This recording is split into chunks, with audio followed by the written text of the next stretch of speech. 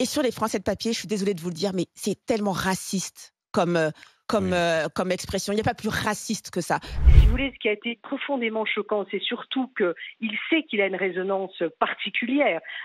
Quand vous êtes suivi par 20 millions de personnes, le message que vous allez envoyer, son message a été exclusivement ciblé.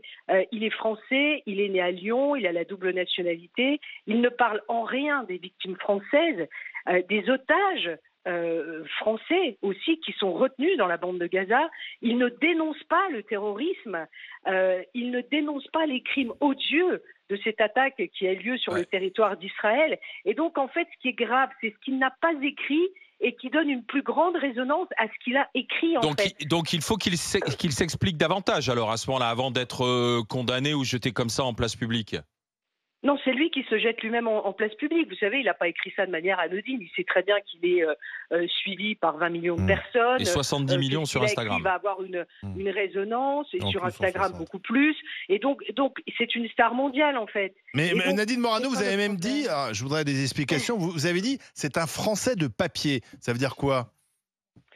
Je veux dire par là que lorsque vous avez la nationalité française, la moindre des choses, quand vous avez un enseignant qui vient d'être assassiné sur notre territoire, que vous avez des otages qui sont retenus dans la bande de Gaza, qu'il soutient, quand vous avez des Français qui ont été assassinés, des Franco-Israéliens qui ont été assassinés sur le territoire d'Israël.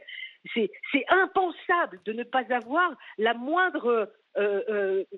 moindre message pour ces Français. Il a la nationalité, alors il ne faut pas exagérer franchement, et il a été une star du football parce qu'il est né en France, parce qu'il a grandi en France, parce qu'il a été dans des centres d'entraînement français, parce qu'il a été sélectionné en équipe de France, et là il n'a pas un message, pas un mot pour un enseignant qui vient d'être assassiné, qui est français.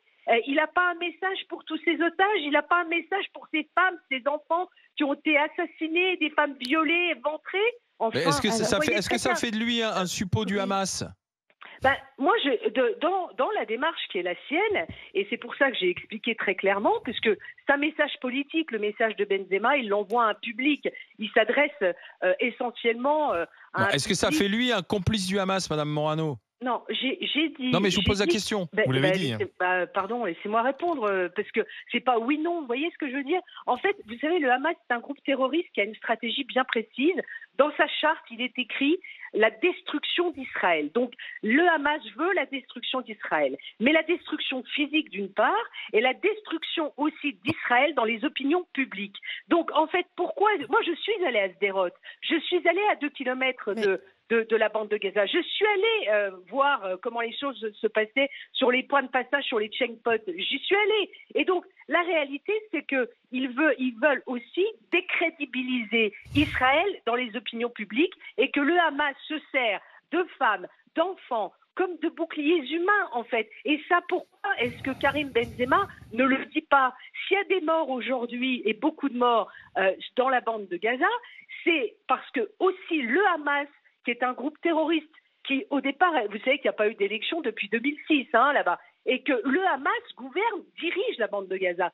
Donc soutenir Gaza, eh bien par définition, par ces méthodes-là, c'est en être un élément de soutien. Non mais c'est en être implicitement un élément de soutien. C'est ça qui est déplorable de sa part. Vous avez même été quand même. Vous avez dit. Attendez, Nadine Morano, vous avez dit c'est un élément de propagande du Hamas. Vous l'avez dit sur Europe 1. Et d'ailleurs, l'avocat de Karim Benzema se réserve de porter plainte contre vous. Mais il peut, mais je persiste et je signe. Je trouve lamentable que Karim Benzema n'ait pas condamné le terrorisme. Il sait très bien ce qu'il écrit.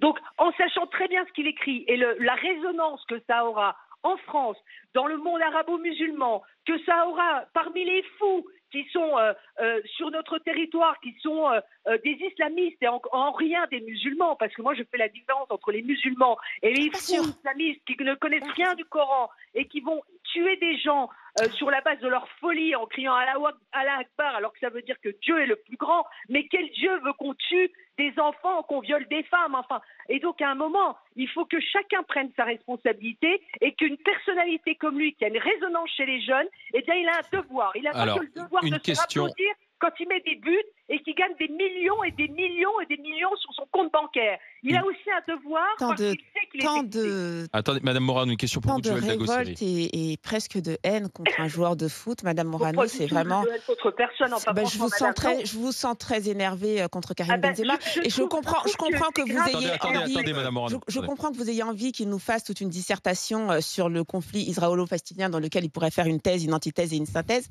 Simplement, je crois qu'on est dans un pays de liberté et qu'on a le droit de pencher pour un camp, même si ça ne plaît pas aux autres. C'est notre liberté à tous, comme c'est la vôtre. Ensuite, sur les infrastructures dont il aurait bénéficié pour devenir le grand footballeur qu'il est, je pense que Karim Benzema paye ses impôts en France parce qu'il a conscience qu'en fait, la France a payé une partie de sa formation, tout comme moi d'ailleurs, je paye mes impôts en France. Et c'est très honorable à lui. Et sur les Français de papier, je suis désolée de vous le dire, mais c'est tellement raciste comme expression. Il n'y a pas plus raciste que ça. Je vais vous expliquer pourquoi. Parce qu'en fait, sur ce conflit-là, vous avez des Français de souche, comme on va dire, qui sont par exemple pro-LFI et qui ont une position assez ambiguë, on va dire, avec le Hamas, dont on ne dira jamais qu'ils sont des Français de papier. Cette expression n'est utilisée que pour des gens comme moi ou comme Karim Benzema. Et c'est très raciste. Et je pense qu'il faudrait à un moment bannir cette expression de votre bouche. Vous pouvez très bien être énervé et qualifier un Français, enfin, en tout cas, être contre ses propos sans le traiter de Français de papier. Il faut vraiment qu'en 2023, on n'est plus en 1980. Simplement, je pense qu'on peut s'arrêter sur ça. Je vous ai entendu dire, je ne sais pas qui parle. Vous savez que c'est une de nos chroniqueuses des GG, c'est Joël Dagosseri qui est coach de vie. Voilà.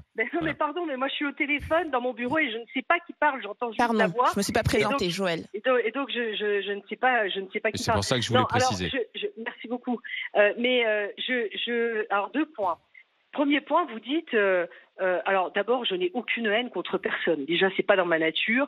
Je suis en colère parce que je trouve qu'une grande star comme lui a des devoirs. Quand vous êtes suivi par 20 millions de personnes, vous n'écrivez pas quelque chose de manière inconsciente et sans réfléchir à ce que vous écrivez, parce que vous savez exactement la résonance que ça aura dans une période de tension et de drame que nous sommes en train de vivre. C'est inacceptable. Après, on lui demande pas, comme vous dites, de faire une thèse, une synthèse ou je ne sais quoi, ou une dissertation, mais juste écrire « Je condamne le terrorisme ». Voyez, madame, je condamne le terrorisme et qu'il le dise, parce que condamner le terrorisme, c'est le condamner pour des êtres humains, parce que pour moi, une vie est une vie, que ce soit du côté palestinien ou que ce soit du côté israélien. Et je trouve inacceptable, moi, quand je vois des enfants souffrir en territoire palestinien, ça me fait aussi mal que quand je vois un enfant qui est en train de souffrir ou qui a été égorgé en territoire israélien. C'est inacceptable, d'autant que d'un côté, vous avez une démocratie qui est Israël,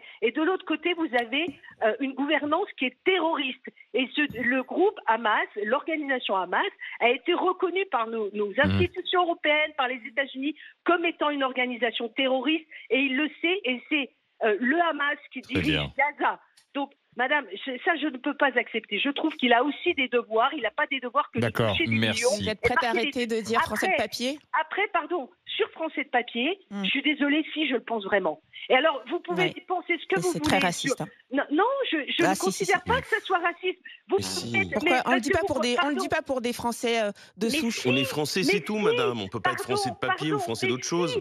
C'est une expression qu'on n'emploie jamais pour un Français de souche. Excusez-moi. Moi, pas chez moi. Je considère que quelqu'un qui... Est-ce que vous diriez la même chose des gens d'LFI ? Est-ce que vous diriez que ce sont des Français de papier ? LFI... Non, mais est-ce que vous prendriez cette expression ? Mais moi, je pense que LFI, aujourd'hui, est un parti politique qui s'adresse à un public et qui s'adresse à des islamistes qui sont dans les quartiers. Bien sûr, c'est des députés de papier, des Français de papier. Ah oui, c'est des gens qui ne mériteraient pas d'être députés de la nation. Ça fait honte à l'Assemblée nationale, je vous assure. C'est affreux. C'est tellement affreux. Merci. Là, vous voyez ici, je suis au Parlement européen, nous avons reçu des familles israéliennes qui ont des nationalités allemandes aussi, françaises, qui ont des doubles nationalités, donc aussi des familles européennes. et qui sont venus nous demander de les aider à libérer ces familles où ils ont des otages, des enfants, des personnes âgées qui sont otages dans la bande de Gaza. Vous vous rendez compte, mais c'est affreux. Et que Karim Benzema n'ait pas un mot là-dessus. C'est ce que vous attendez, c'est qu'il a un mot. Merci Madame Morano, députée européenne. Merci d'avoir été avec nous.